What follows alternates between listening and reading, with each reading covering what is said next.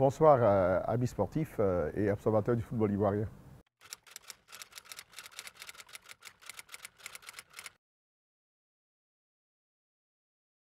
Voilà, vous me permettez de revenir justement sur un thème qui fait l'objet de nombreuses confusions.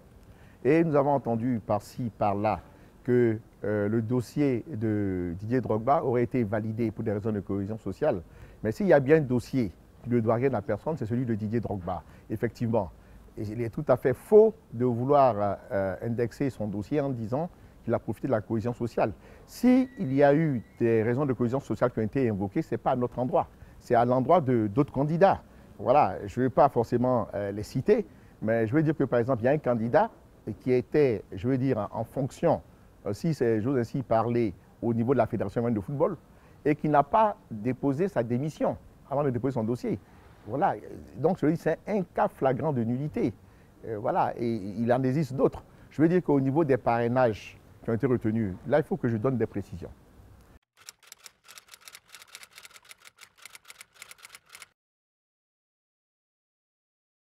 Oui, concernant donc le parrainage de l'Africa Sport d'Abidjan, il faut remarquer que le candidat Didier Drogba, qui est quelqu'un qui est légaliste dans l'âme, avait obtenu les faveurs effectivement du président délégué de la section football, Bailly Antoine, mais a fait l'effort pendant plusieurs semaines de prendre attache avec le président Vagba.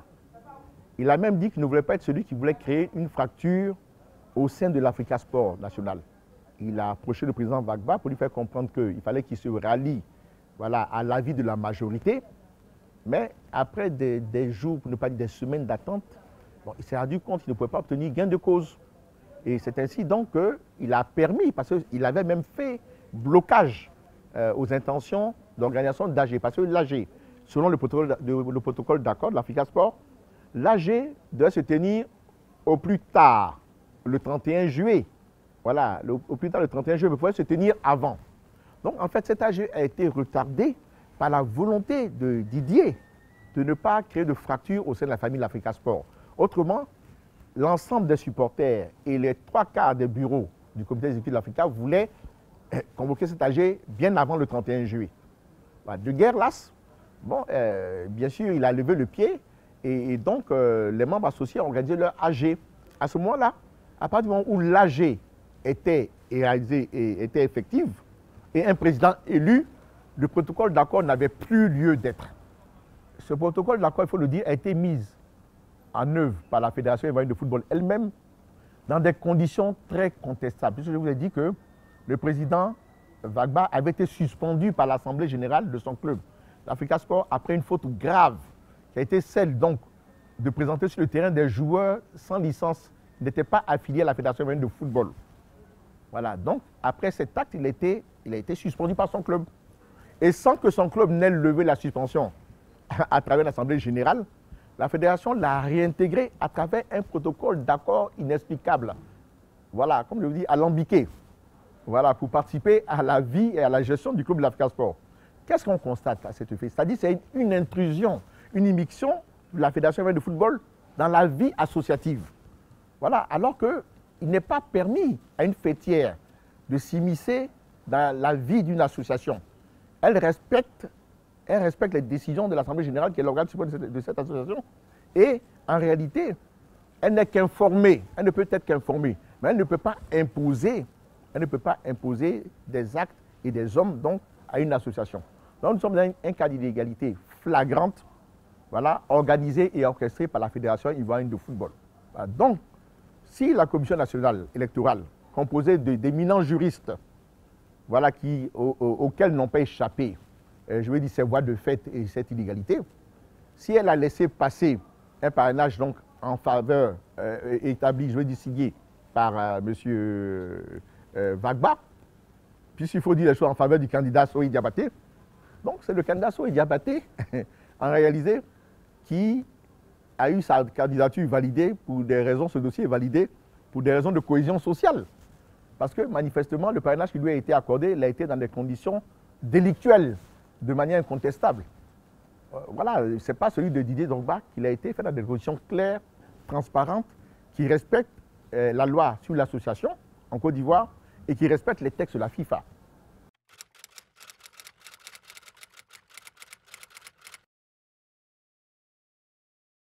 Concernant donc la MAFSI, l'amicale des arbitres, il faut remonter, pour comprendre ce dossier, il faut remonter donc en 2018, où les arbitres mécontents de la gestion de leur président de l'époque, Aboubacar Sharaf, ont organisé une assemblée générale extraordinaire donc pour le démettre.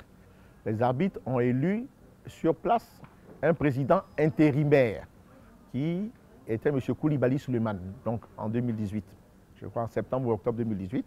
Ce monsieur-là donc, conformément aux textes qui régissent les arbitres, devait terminer le mandat en cours de l'arbitre qui a été destitué, et à l'issue donc de cet intérim, les arbitres devaient se réunir à nouveau maintenant pour élire un président pour 4 ans. Les textes sont clairs. Donc, ce monsieur ne peut pas avoir un mandat de plus d'1 an. Parce qu'il nous est revenu l'autre fois, on a vu un responsable de la fédération venir tout en sueur à la fédération contester l'Assemblée générale de la MAFSI, ce qui est, je vous assure, une hérésie totale. Voilà, et dire que M. Koulibaly avait un mandat de 4 ans, c'était impossible par rapport aux textes qui régissent la vie de la MAFSI. Il ne pouvait avoir qu'un mandat de 1 an. Voilà, donc, au bout de ce mandat, M. Koulibaly a été relancé par ses pairs afin de convoquer une assemblée générale élective. Ce monsieur s'y est refusé, comme son collègue Vagba, dont on a évoqué le cas tout à l'heure, il s'y est refusé, il a fait le sourd et l'aveugle. Donc, malgré qu'il soit en état d'illégalité, là encore une fois de plus, ce monsieur a donné un parrainage totalement illégal à un candidat, il faut dire lequel, au candidat Sori Diabaté, au mois de mars, puisque cela nous a été révélé par quelqu'un qui a instruit les dossiers de validation, au mois de mars, c'est-à-dire en catimini, sans mot dire à ses pairs. Bon, après quand même, pour se donner des apparats de légalité, ce même monsieur est parti organiser une réunion qui n'était pas une assemblée générale à Yamoussoukro, voilà, et où il a convoqué certains présidents de CRA et pas d'autres. Et je crois qu'au total, il n'a pas fait recette parce qu'il n'y avait que 25 délégués. Plus de 300 arbitres, il n'y avait que 25 délégués. Donc le quorum était loin d'être atteint. Bon, malgré cela, il n'a même pas pu faire l'unanimité au sein de ces 25. Voilà, parce qu'il a été très contesté. Donc il a pris une décision, comme ça, d'intime conviction, voilà, pour désigner d'un simulacre de légalité, d'un vernis de légalité, pour donner le parrainage des arbitres, soi-disant, donc au candidat Sori Diabaté. Voilà, les arbitres, devant ce montage grossier, ne se sont pas laissés faire et ont décidé de réagir, sont revenus, ont organisé une pétition signée par l'ensemble des arbitres, je crois plus de 340 arbitres, et ont décidé d'organiser une assemblée générale extraordinaire pour combattre les résolutions qui ont été prises par la réunion de M. Koulibaly Souleymane et élire un nouveau président et donner à l'issue donc de l'élection du président. Ce n'est pas le président qui a désigné le candidat auquel on devait donner le parrainage. C'est l'Assemblée, toute l'Assemblée qui a élu, voilà, le candidat qui a donné son parrainage à un candidat, Didier Drogba, qui a obtenu 218 voix, voilà, contre une voix aux 2 autres candidats. Voilà, donc là, vous voyez bien que le processus est un processus qui est clair, transparent, incontestable, voilà, qui respecte les textes de la FIFA et les normes donc, de la vie associative. Voilà, donc, comme je l'expliquais tout à l'heure, on ne peut pas mettre ce parrainage-là en comparaison avec celui qui a été donné par M. Koulibaly Souleymane, lui-même forclos dans l'illégalité et dans des conditions antidémocratiques. On ne peut pas comparer ces 2 parrainages. Voilà, et dire que pour des raisons de cohésion sociale, on admet les 2 parrainages. Donc, à votre avis, dans ce cas-là, la cohésion sociale profite à qui? Elle profite donc à M. Koulibaly Souleymane et à celui auquel il a donné son parrainage, mais pas à Didier Drogba, qui a obtenu un parrainage de haute lutte dans des conditions totalement démocratiques et légales. En réalité, tout cet imbroglio qu'on constate aujourd'hui et qui a pourri l'atmosphère des élections provient du fait que la Fédération ivoirienne de football a voulu favoriser certains présidents qui n'avaient plus le soutien de leur base. La Fédération ivoirienne de football a effectué une mission scandaleuse dans la vie des associations. C'est de ça qu'il s'agit. Aussi bien au niveau de l'Africa Sport qu'au niveau des arbitres. Elle s'est ingérée de manière scandaleuse donc, dans la vie de ces associations en voulant protéger ses propres intérêts à travers des présidents, des pseudo-présidents, qui n'avaient plus le soutien de la base, mais qui faisaient son affaire, tout simplement. C'est à cause de ça qu'on en est arrivé à des solutions totalement boiteuses, comme le protocole d'accord de l'Africa, ou bien à des situations boiteuses, comme des parrainages donnés de manière antidatée ou en catimini, donc en ce qui concerne les arbitres, et donc à la réaction donc, de la grande majorité, voilà, qui n'a pas voulu être silencieuse devant ce scandale. Donc, cet imbroglio a été créé par la Fédération ivoirienne de football aujourd'hui, qui intervient pour accuser à tort la Commission nationale électorale qui a fait son travail, en tenant compte de certains paramètres, peut-être qui n'étaient pas juridiques, mais qui a fait son travail. Et ce travail ne saurait être contesté par la Fédération ivoirienne de football qui est hors jeu, qui n'existe plus en fait, seulement pour gérer les affaires administratives courantes, mais qui ne peut pas intervenir dans le processus électoral. Voilà, c'est de ça qu'il s'agit.